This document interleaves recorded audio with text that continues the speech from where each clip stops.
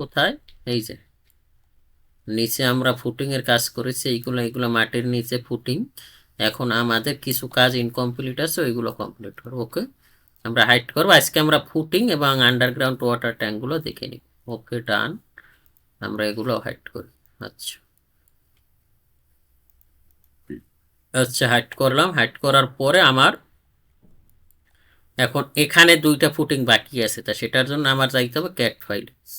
আপনাদের ক্যাট ফাইলটা আমি মনে হয় ভুল দিয়েছিলাম, বলছিলেন, পরে ওগুলো ডিলেট দিছি আমি।